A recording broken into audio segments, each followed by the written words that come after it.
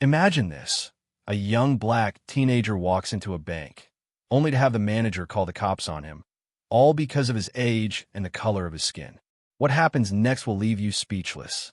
Stay tuned to see how the situation unfolds and how one powerful woman steps in to change everything. Before we dive into the story, don't forget to hit the subscribe button and give us a like. It really motivates us to keep bringing you more exciting content. Now, let's get into it. It was an ordinary Tuesday morning, the kind where nothing seemed out of the ordinary. The line at the downtown bank was slightly longer than usual, with customers filling out forms, waiting for their turns, and exchanging small talk with the tellers. The atmosphere inside was calm and routine, but little did anyone know the day would take a turn, becoming a spectacle no one would forget. A young black boy, no older than 16, stepped up to the counter with a check in hand. The check had been issued by his grandmother, and he seemed just like any other teenager heading out for a day of errands.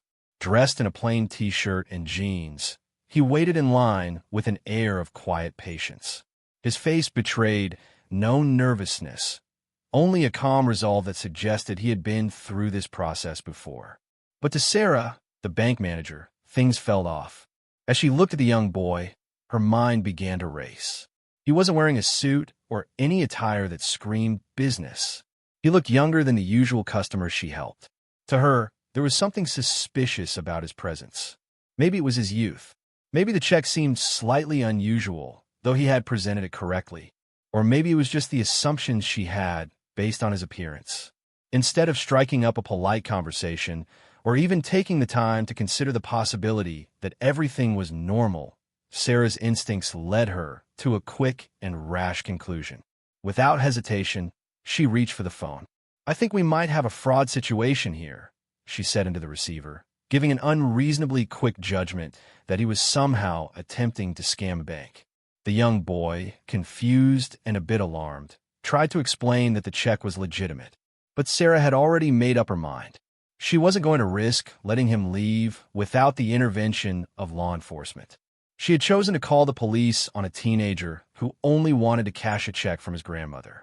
The tension in the air grew heavier by the second as the bank manager, Sarah, firmly gripped the phone, her voice steady but tinged with a sense of urgency. "We've got a potential fraud situation here," she said to the 911 operator, her words sharp. "A young black male is trying to cash a check, and something just doesn't feel right. I'm worried this could be a scam." The words hung in the air, laden with judgment, and with them, the fate of the young boy was sealed. As Sarah ended the call, she turned to face the boy. Her eyes were cold and unyielding, and her expression was one of unwavering authority. "Wait here," she told him, her tone clipped. She didn't ask for any further clarification. There was no room for negotiation in her mind. The boy, still holding his grandmother's check, was left standing in an uncomfortable silence. His confusion was palpable as he tried to make sense of what was happening. He had done everything right. He presented the check, explained its origins, and acted like any typical customer. But in Sarah's eyes, he was already guilty. His face, though calm, betrayed a hint of anxiety. He wasn't sure what to do next. He didn't understand why he was being treated like a criminal, just because of his age and the color of his skin. His hands fidgeted nervously, his mind racing with questions he had no answers for. Why had he been singled out? Was there something wrong with the check? Was he being judged for something beyond his control? Minutes dragged on, feeling like hours. The bank, once a place of calm business transactions, now felt like a courtroom with an invisible jury. Other customers began to notice the scene unfolding. Whispers filled the air. "What's going on? Why did they call the police on him?" The murmurs grew louder, and soon the boy was no longer the only one feeling the weight of scrutiny. Everyone in the bank was aware of the situation, and the unease was tangible. The boy, now visibly uncomfortable, tried again to explain himself. "It's my grandmother's check," he said, his voice barely above a whisper. But Sarah, who had already made up her mind, wasn't interested in listening. She couldn't see past her assumptions. To her, he wasn't a teenager trying to cash a legitimate check. He was just another potential threat, another criminal to be dealt with. Her decision had been made, and no explanation could change that. Time seemed to slow as they all waited for the police to arrive. The minutes ticked by, with a tension so thick that it felt as if the entire room was holding its breath. The boy's shoulders slumped, his discomfort growing with each passing second. And yet, Sarah stood at her post, unwavering in her judgment, as the air became heavier and the unease in the bank deepened. When the police arrived, the tension in the bank reached its peak. The officers approached the young boy cautiously, their hands resting on their belts, their eyes scanning him with suspicion. They began to ask him a series of questions, their tone professional but tinged with the skepticism that had already been planted in the air. The boy, though clearly nervous, maintained his composure. He answered their questions calmly and respectfully, showing them the check and explaining that it was from his grandmother. His voice never wavered, his hands never shook, and despite the storm of uncertainty around him, he held his ground with quiet dignity. The officers exchanged glances, but even as they listened to his explanation, they didn't immediately let him go. They continued asking questions, probing for any hint of inconsistency, any sign that his story wasn't genuine. The young man, though under immense pressure, remained steady. Not once did he raise his voice or become defensive.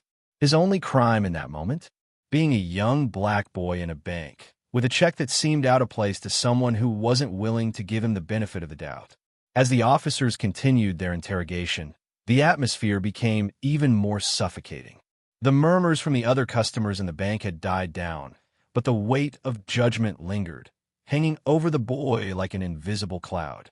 He had done everything by the book, and yet he was still being treated like a suspect. The silence stretched on, punctuated only by the sharp clicks of the officers' questions. But just as the situation was starting to spiral further, a voice broke through the tension. It was commanding, clear, and unmistakably authoritative. "Is there a problem here?" The voice rang out from the doorway, cutting through the thickening air of suspicion. Everyone turned to see a woman striding confidently toward the scene. She was dressed in a sharp business suit, her posture straight and her demeanor strong. There was no mistaking it.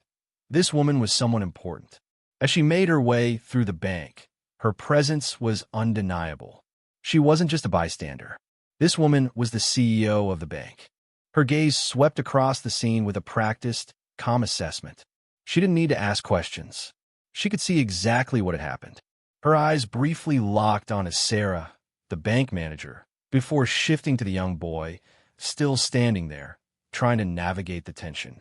The unease in the air seemed to intensify as the CEO's gaze fell on him. He was still holding his ground, trying to remain composed, though the situation was clearly wearing on him.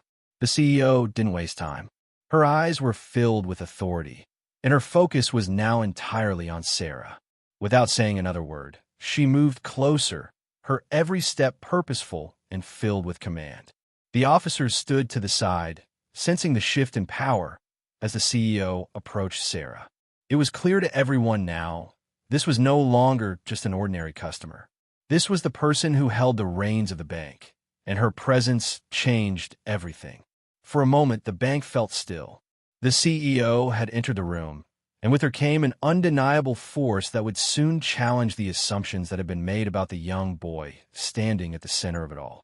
The CEO's expression hardened as she walked purposefully toward the counter. Her demeanor was all business, cold, calculated, and filled with authority. She didn't even glance at Sarah, the bank manager, who was standing nervously nearby. Instead, her sharp eyes focused on the officers, and her voice cut through the tense atmosphere like a knife. "Is there a problem with this young man?" she asked, her tone firm, unwavering, and laced with a quiet power that demanded answers. The officer closest to her shifted uncomfortably, clearly taken aback by her direct approach. "No, ma'am," he replied, his voice slightly faltering. "It seems like there was a misunderstanding. Everything checks out."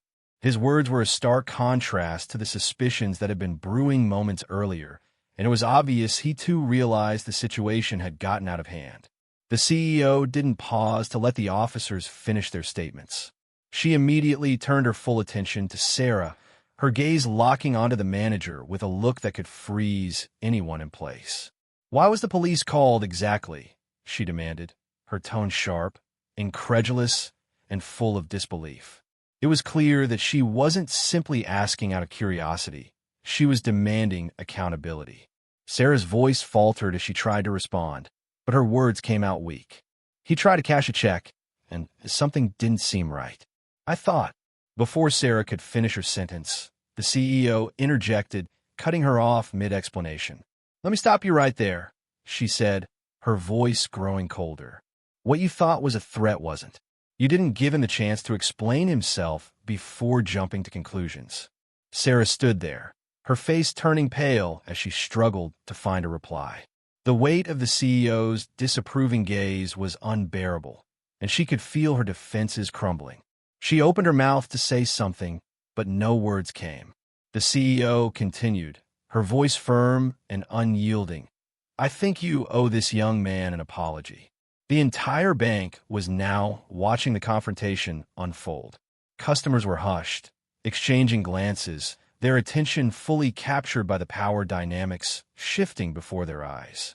The young boy, still standing at the center of it all, looked up at the CEO with a mixture of awe and relief.